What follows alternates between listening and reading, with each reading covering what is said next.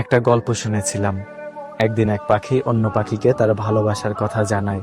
পাখিটি উত্তরে বলে, এখন তো তুমি আমাকে ভালোবাসো, কিন্তু যখন আমার খারাপ সময় আসবে ঠিক তখনই তুমি উড়ে চলে যাবে। উত্তরে পাখিটি খুবই ব্যথিত হয়ে পড়ে এবং আবেগী হয়ে তার দুটি ডানা কেটে ফেলে। তারপর সে বলে, দেখো, এখন তো আমার কাছে ডানাও নেই, আমি কখনোই তোমাকে ছেড়ে যাব না। তারপর তারা একসাথে জীবন কাটানো শুরু করে। একদিন সবকিছু ভেঙে তুমুল ঝড় আসার সম্ভাবনা দেখা দেয়।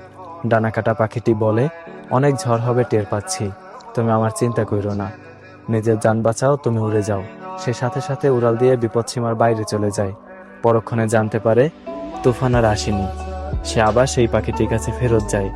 গিয়ে দেখে পাখিটি মারা গেছে, আর তার সাথে একটা চিঠি পায়। সেখানে লেখা ছিল, যদি তুমি উড়ে যাওয়ার আগে শুধু একটিবার আমাকে বলতে, আমি চলে গেলে তোমার কি হবে, তাহলে হয়তো আমি তুফান আসার আগে কখনোই মরতাম না। এই পৃথিবীতে এমন কিছু মানুষও ঠিক উড়ে যাওয়া পাখির মতো। তারা চায় তাদেরকে কেউ সবটুকু দিয়ে ভালোবাসুক, আর যখন কেউ বাসে তাকে তার বিনিময়ে দেয় এক সমুদ্র পরিমাণে বেদনা। এই মানুষগুলো ওয়াদা হিসেবে শুনতে চায়, কখনো ছেড়ে যাবে না তো, কখনো বদলে যাবে না তো, অথচ একটা সময় পর এরাই ছেড়ে চলে যায়।